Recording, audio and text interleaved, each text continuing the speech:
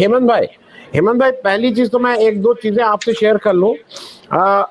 उत्तर प्रदेश में जो जैसे आंकड़े जो शुरू में आ रहे थे और जो अब आ रहे हैं, मैं दर्शकों को ये बता दूं, एक तो बहुत स्लो हो गई है इस समय। उसको लेके कांग्रेस का एक प्रतिनिधि मंडल अभी मिला भी है इलेक्शन कमीशन से। जो जो कहा जा रहा है कि करीब 36-37 सीटों पे बीजेपी की बढ़त है, 36 सीटों पे, उसमें से 7 सीटों में, मैं नाम से सीटें इसलिए बोल रहा हूं कि मुझे यूपी की सीटें याद हो गई हैं। अमरोहा में 4700 से बढ़त है, बदायूं में 7100 से, फर्रुखाबाद में 10,000, हमीरपुर 4600, बांसगांव 6700, सलेमपुर 2700, मेरठ 9000। 7 सीटों में बढ़त 9,000, 10,000 और 2,000 के बीच है। सपा की केवल एक सीट, जिसको जो 34 सीट पे दूसरे नंबर पे दिखाई जा रही है, उसके पास एक सीट केवल आंवला की है, जहां पे 7,000 से बढ़त है। मैं कहना सिर्फ ये चाह रहा हूं, इसकी पूरी आशंका है कि अब स्टेट एडमिनिस्ट्रेशन ने जैसा होता आया है कि भाई उनको ये रिजल्ट चाहिए, तो 80 में 6-7 डीएम तो ऐसे मिल ही सकते हैं, सब नहीं मिलेंगे। मैं फिर कह रहा हूं, जो वो मतलब जो ऊपर कहा गया है उसको कैसे करेंगे, अब बिजली जाएगी कि क्या जाएगा, ये देखने वाली बात होगी, लेकिन लोग इस समय तैयार हैं। मैं हेमंत जी दो चीजें आपसे एक साथ पूछ लूं। पहली चीज, जिस तरह से प्रशांत किशोर ने, जिस तरह से एग्जिट पोल वालों ने बीजेपी के फ्रंटल ऑर्गेनाइजेशन की तरह, अब मैं ये कह सकता हूं फ्रंटल ऑर्गेनाइजेशन की मैं आग्रह करूंगा कि पोल ऑफ पोल्स दिखा दिया जाए।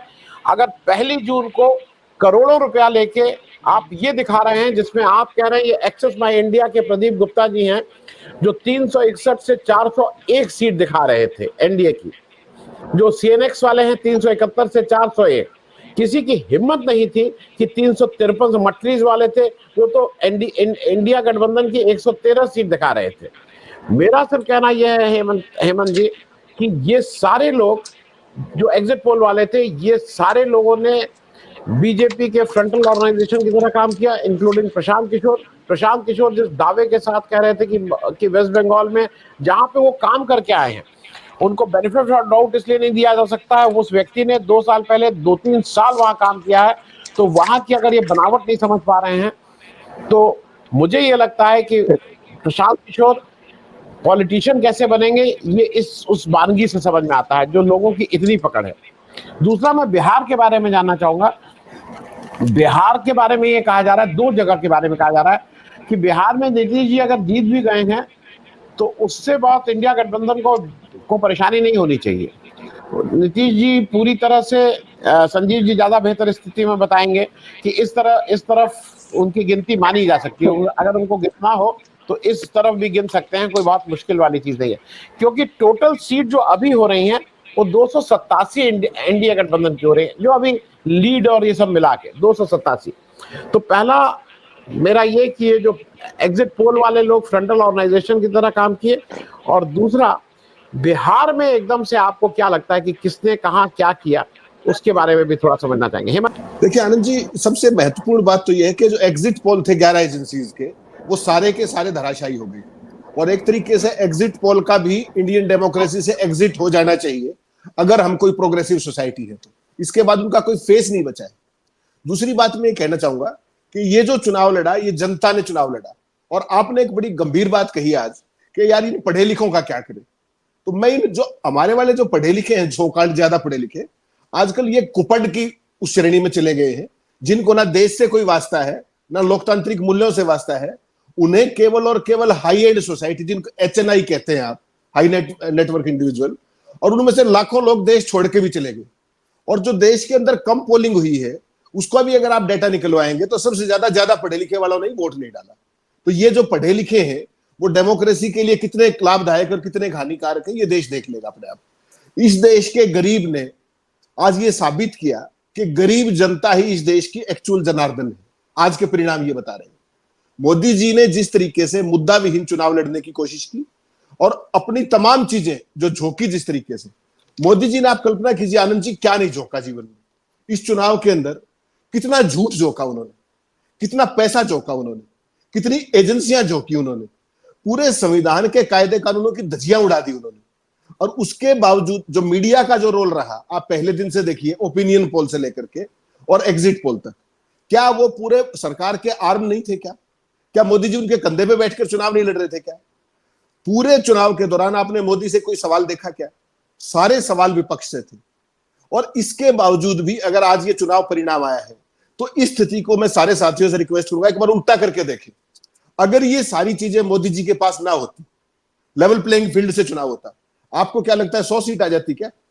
इतना सब करने के बावजूद भी आज मोदी कुछ भी कहे, लेकिन हकीकत यह है कि वो चुनाव नहीं हारे, वो नैतिक बल भी हार गए हैं और इस देश को गवर्न करने का जो नैतिक वो होता है आधार, उसको भी उन्होंने गंवा दिया है। क्योंकि जिस तरीके का चुनाव इस बार हुआ है, ऐसा देश में ना भूतो और मैं उम्मीद करूंगा भविष्य में भी ऐसा चुनाव नहीं होना चाहिए, जहां कोई लेवल प्लेइंग फील्ड नहीं है, कुछ नहीं है। और जिस तरीके से सारे देश को उन्होंने 10 साल तक हाँका, वो पूरे देश ने देखा।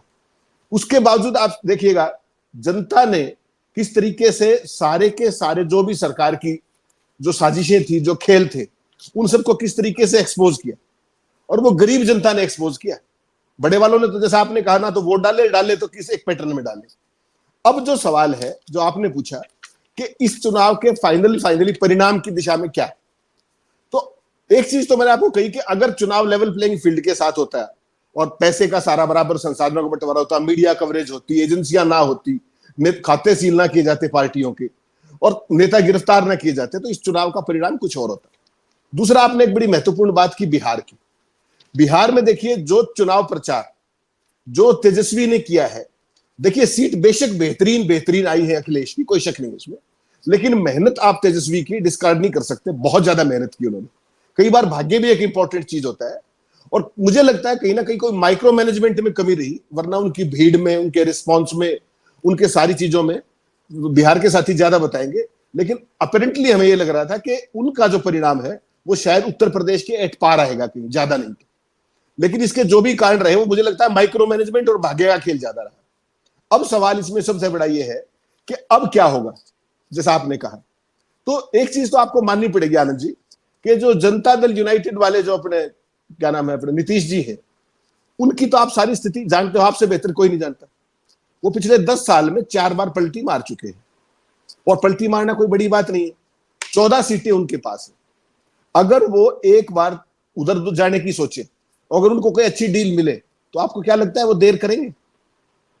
वहां पर जो यहां जाएंगे, अगर मान लो इंडिया के साथ गठबंधन के साथ जाते हैं, तो उनकी चीफ मिनिस्टरशिप भी बनी रहेगी और उनकी बार्गेनिंग कैपेसिटी बनी रहेगी, और आगे विधानसभा के चुनाव में भी वो बने रहेंगे। जहां तक बात भारतीय जनता पार्टी की है, एक बात तो आप तय मान के चलिए कि वो मुख्यमंत्री अगर बने भी रहेंगे तो किन शर्तों पे होंगे वो वही जानते हैं। अगर मोदी जी प्रधानमंत्री आते हैं, पहले भी उन्होंने देखा है और आगे भी देख लेंगे।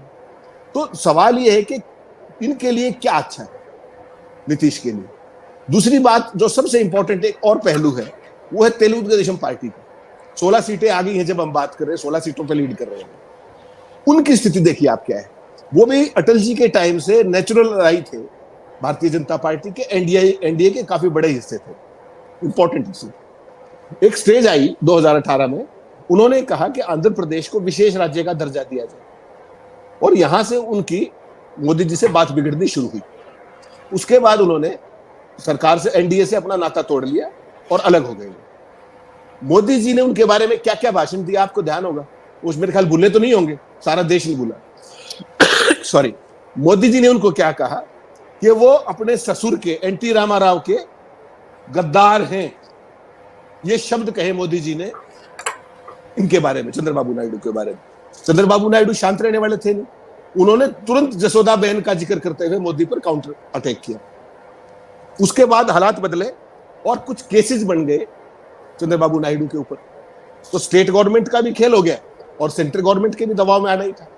तो उस एजेंसियों के दबाव के चलते उनको वापस मोदी जी के साथ अलाई करना पड़ा इस चुनाव के लिए। तो अब स्थिति यह है कि उनको यह भी नापना पड़ेगा कि मोदी जी के साथ अगर वो रहेंगे 16 सीटों के साथ, उनकी बार्गेनिंग कैपेसिटी कितनी रहेगी, और वो जो सेंट्रल एजेंसियों की तलवार है वो क्या बार बार नहीं निकाली जाएगी उनके ऊपर। ये सारी वो स्थितियां हैं जो कहीं ना कहीं, जो दिल्ली में एक चर्चा सुबह से चल रही है कि जो अगर घटनाक्रम बदलता है, देखिए एक चीज राहुल गांधी और खड़गे तय कर चुके हैं कि किसी भी सूरत में मोदी को दोबारा प्राइम मिनिस्टर बनने नहीं देना है।